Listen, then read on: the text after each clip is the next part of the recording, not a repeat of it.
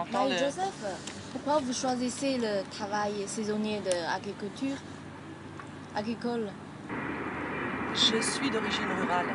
Je suis née, j'ai vécu pendant une partie de ma jeunesse au travail de la terre, que j'ai aimé, j'ai bien aimé. Ensuite, j'ai eu des parcours différents. J'ai travaillé dans la restauration. J'ai trouvé très intéressant aussi. Ensuite, je suis revenue un petit peu à la terre. Je suis femme d'artisan. J'ai aidé mon mari en artisanat. Et je me suis très vite aperçue que je n'étais pas faite pour être renfermée. Et le travail de saisonnier est un travail changeant, avec des saisons très marquées par ces travaux qui sont différents, très différents. Il y a des gens qui aiment le travail de bureau. Moi, ce n'est pas mon truc. Voilà, je le fais pas.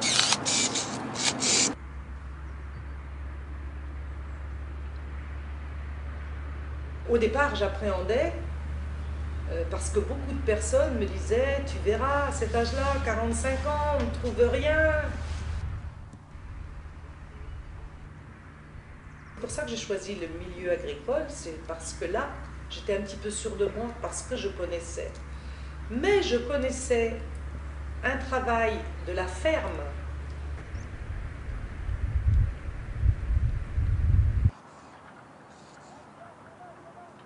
Bonjour Marie-Jo. Bonjour François. J'apporte la petite image. Ah, la petite image, la récompense. On la met au sec. Voilà. Ah, il fait pas trop froid.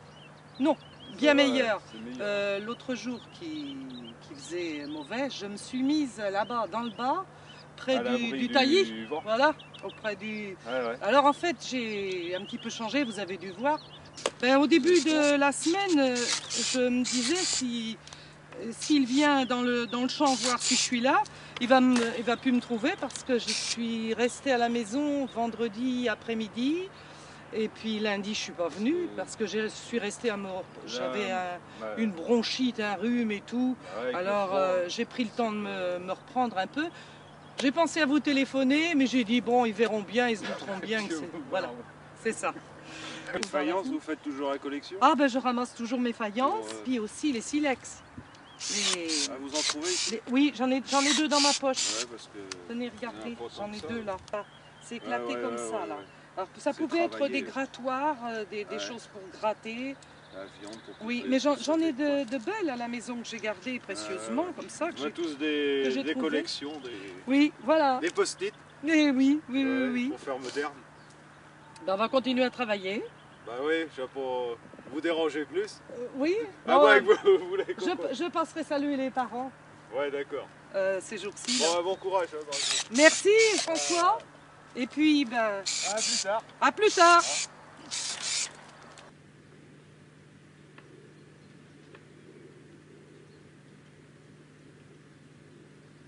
Et quand je travaillais rien qu'avec des hommes, comment crois-tu que je pouvais faire? Je faisais ça. Tu sais comment je faisais? Je mettais un bras avec une épingle à linge de chaque côté de mon imperméable. Puis je me mettais derrière. Comme ça, je les laissais, ils allaient plus vite que moi, je les laissais aller devant, ils marchaient devant.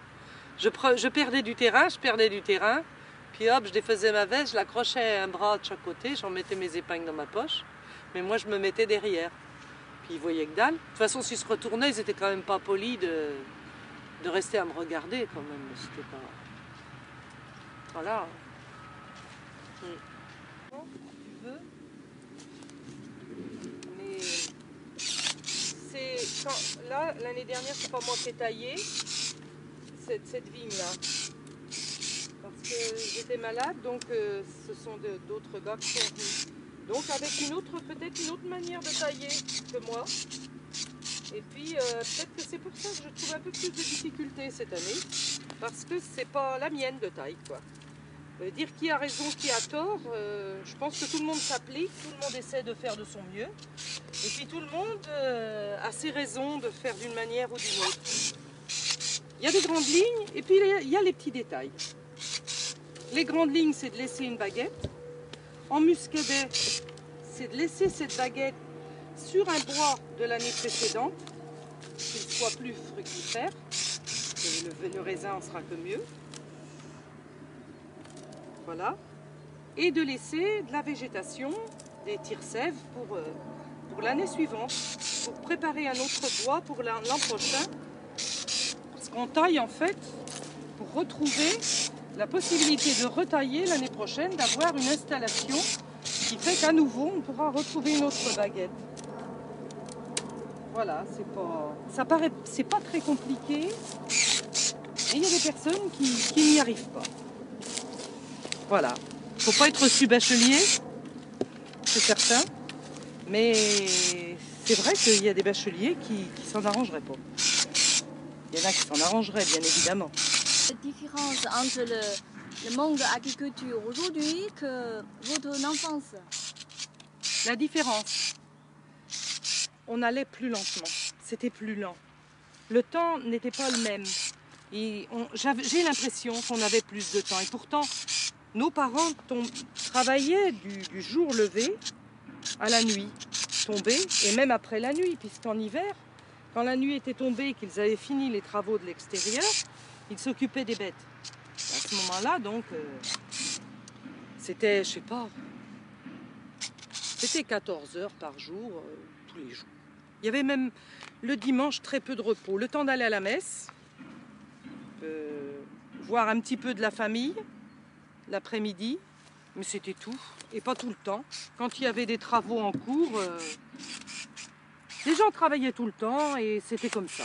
C'était comme ça. Tout le monde était comme ça, donc c'était naturel. Et puis après, c'est parti très très vite. Très très vite. Et là, c'est parti très vite. Le premier tracteur est arrivé au village. La première voiture. Et là, la première machine à laver. Et tout est parti très vite. Tout a changé, mais tout a changé. Et c'est ça qui est très difficile parce que à cette époque-là, on a commencé à nous dire adaptez-vous, adaptez-vous. Alors, on s'est adapté. Moi, j'ai eu beaucoup de mal à m'adapter justement à ça. J'aimais pas trop cette manière-là. Nous, on n'avait que des chevaux, on n'avait pas de tracteur. Tu n'aimes pas trop ces changements? Le moderne, et pourtant, toutes ces charges que le tracteur portait, que les botteleuses faisaient, la moissonneuse, toutes ces choses qui étaient si dures et si pénibles, étaient solutionnées, tout de suite solutionnées. On ne peut pas le regretter. On était esquintés à porter ces lourds fardeaux très jeunes. Donc on était très contents en même temps. Mais en même temps, on sentait que quelque chose partait trop vite, nous dépassait. Quelque chose... et on nous disait toujours adaptez-vous. Ils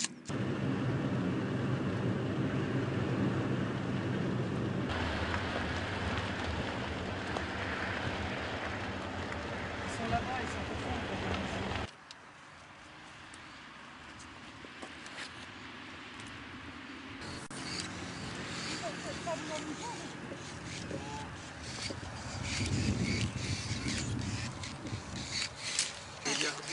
C'est bien, hein. Vous êtes habitués, hein, de toute façon.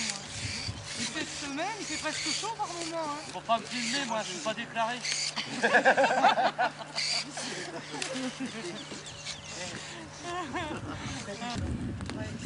voilà déjà un mois de tranché, là. Ça va être difficile, hein. Non, mais on va pas finir le 13 avril. Vous voulez finir? Non, le 13 avril, normalement. Ah oui, le 13 avril, vous pensez finir, vous? Non, avant. Avant? On fera des Ah oui, bouches vous aurez déjà fini tout. Alors, est-ce qu'on vous retrouve à la cueillette des pommes? Cette année, hein? Oui. Si vous voulez faire la cueillette des fraises, vous venez? Si j'ai rien, oui. Ah, bonjour. Bonjour, ça va? Ça va comme tu veux? Oui. Alors, tu fais ta précolle? Ben oui, oui, tu vois, il m'a dit que non, parce que moi j'ai proposé Emilien, parce qu'avant il y avait Emilien qui m'a dit maintenant ça y est, j'ai du monde. Ben, c'était pour ça que... Oui. Et puis maintenant, du monde, écoutez là-bas. Alors, rapidez la porte. Oh, mais avec plaisir. Je le veux bien, oui.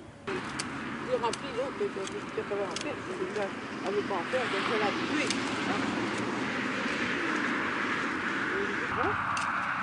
Alors voilà.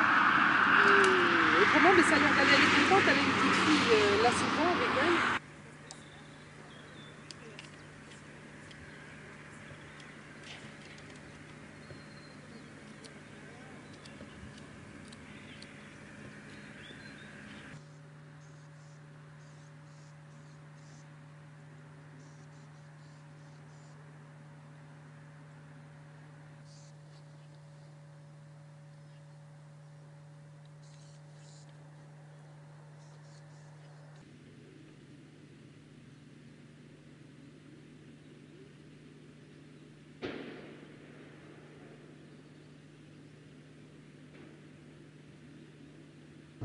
Pourquoi vous n'avez pas pensé les autres métiers quand vous avez Alors, 7 ans? J'ai pensé à la restauration, puisque j'avais déjà fait la restauration. Mais c'est un métier, quand on a une famille et des enfants qui n'étaient pas encore âgés, assez pour se débrouiller tout seul, et une maisonnée quand même avec un nombre de gens important. Il faut être là un peu pour les repas, pour le soir, pour les leçons, pour les enfants quand ils rentrent de l'école. Et la restauration, elle commence à ces heures-là. C'est pas bon pour les vies de famille. Mais il y a des milliards quand même. C'est parti voir des fois. Ah, j'espère. C'est ce que tu avais parlé non plus? Non, tiens, j'arrête parce que je vais me... Ah oui, c'est quoi? Je vais m'asseoir. La position Je du chef, ça. Je vais aller me reposer. Non, je vais pas. Oh, ça me fait bien d'être là. Vous êtes fatigué? Oui, ça y est. J'ai encore quelques bricoles à faire. Il y a du linge encore, mais c'est bon. Je laisse tomber. Les gars, vous avez bien ramassé tout ce qui est à vous. Voilà. Et attention. Oh là là. Oh là là. Et tu peux te tirer ici.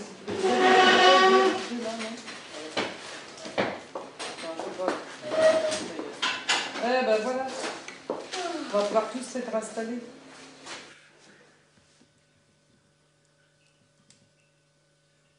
Actuellement, qu'est-ce que les gens considéraient de saisonnier? Le travail de saisonnier, Actuellement, qu'est-ce que les alors gens comment il est considéré? Il est considéré comme un travail que l'on fait quand on n'a rien d'autre. C'est bien comme ça que c'est vu. Quand on n'a plus rien, quand on n'a plus rien ou qu'on ne sait rien faire, on peut toujours faire saisonnier. C'est un peu vrai. Ça dépanne énormément de gens. C'est un petit travail pour les étudiants qui est super bien, qui peut arriver, et voilà, qui arrange beaucoup de producteurs, parce qu'ils n'ont pas besoin de personnes à l'année. Ceci dit, moi j'ai compris très vite que cette forme de travail interrompu était très intéressant pour plusieurs raisons. Pour une raison qui était la variété. Ça, c'est très intéressant. La variété des récoltes. Et on s'aperçoit très vite qu'on a envie d'aller à la nouvelle saison. C'est pas forcément quelque chose d'instabilité. Je pense que c'est plutôt quelque chose de curiosité. On veut voir la nouvelle récolte. On veut retourner vers ce travail qu'on a aimé. Et ça ne dure pas trop longtemps, donc on n'est pas lassé de le faire. Je me suis aperçue que j'aimais l'indépendance. J'aimais l'indépendance et qu'un CDD était pour moi, je dis bien personnellement, parce que ce n'est pas valable pour tout le monde. Et je n'ai pas forcément les besoins de certaines personnes qui, pour des emprunts, parce que pour l'emprunt pour les banques, qui pour le loyer ou autre chose, ont besoin d'un CDI pour être reconnus dans la société comme ayant un revenu qui puisse leur permettre d'obtenir ceci ou d'obtenir cela. Ceci dit, je n'ai pas ce problème. Donc, le CDD me convient très bien parce que j'expérimente des travaux, des ambiances, et si je ne me trouve pas bien, la fois suivante, je retourne vers un autre travail. J'ai fait, par exemple, pour citer, j'ai fait la plantation du poireau. J'ai bien aimé. Couper le céleri, toutes sortes de choses, j'ai fait... Et je me suis retrouvée un hiver à la récolte du poireau, au conditionnement du poireau, le nettoyage du poireau. Ça ne me convenait pas du tout par rapport à ma morphologie. J'étais grande, la manière dont j'étais installée sur la machine, peut-être que les autres femmes étaient plus petites, donc la machine était réglée pour la majorité. Je ne sais pas si c'est ça. J'avais le dos éclaté. Je ne pouvais pas le faire. Alors que les autres, ce n'était pas leur problème. Le problème de dos, ce n'était pas leur problème. Cueillette des navets. J'aimais beaucoup faire ça. Pourtant, c'est un travail répétitif aussi. Mais là encore, dans la fabrication, enfin, comment on appelle ça, dans la composition. Dans la composition, c'est pas comme un bouquet de fleurs, mais un bouquet de navets, enfin une botte de navets bien faite, c'est joli à voir, c'est comme une botte de radis. C'est joli à voir. La cigarette, c'est quelque chose.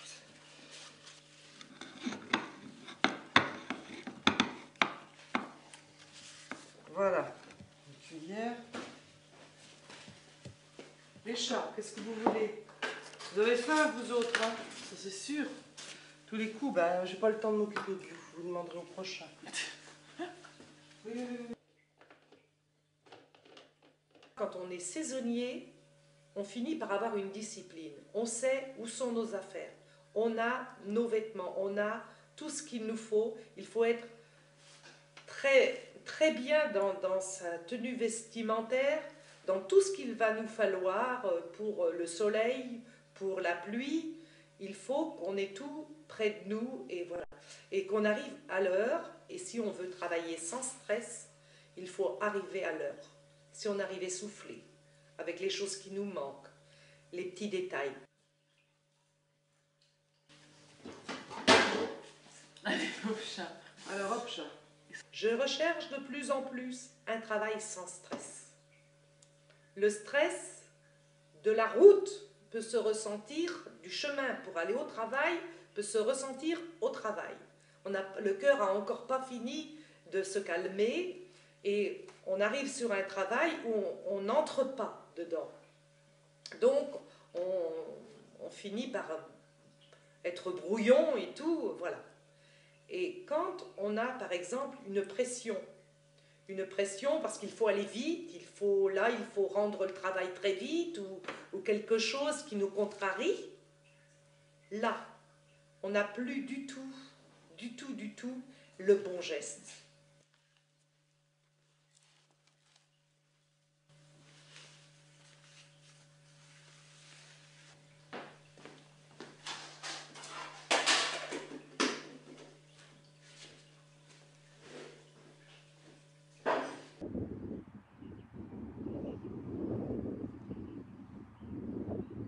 Pour l'instant, tu es en train de lire lequel bouquin? Je n'entends pas. Maintenant, tu lis lequel bouquin? Lequel roman? En ce moment, je lis Colette. J'ai lu L'Entrave, j'ai lu... Ah, le livre que j'ai aimé le plus d'elle, c'était Sido de Colette. Et j'ai lu L'Entrave, donc en ce moment, j'ai lu Chérie, et je suis arrivée au Blé en herbe. Je pense l'avoir déjà lu, je pense l'avoir déjà lu il y a très longtemps. Alors je vais le relire, mais c'est pourtant la vie de gens oisifs, complètement oisifs, avec cette espèce d'occupation inutile des gens oisifs, qui n'ont à penser qu'à leur propre personne, une forme d'individualisme de la personne, mais la détresse de leur âme quand ils s'écoutent, quand ils se regardent, et la pauvreté de leur... c'est assez impressionnant quand même. C'est ça des portes, non? C'est quoi ça? Non, il y en a plusieurs sortes. Oui, tu peux mettre celle-là, ça fait bon avec. Pour lui, se faire mousser, se mettre en avant dans le montage, on la connaît, sa manière de faire. À suivre ce soir. Ah, il montait sur l'escabeau avec un piolet et un sac à dos, tu vois. C'est un escabeau qui est 2 mètres de haut, puis il y a bien une drap blanche. Faut bien se chaud avec une ivresse. C'est une connerie. Le sandwich pratique à droite. C'est pratique. Ça sert de valise. Oui, c'est ça. Hein. Voilà. Tu peux Il tout a mettre. de saigneur, il a de Oui, voilà. il a de...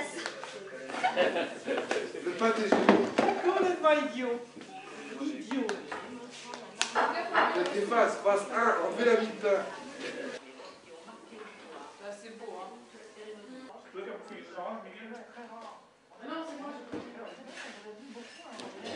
Je cite les marais.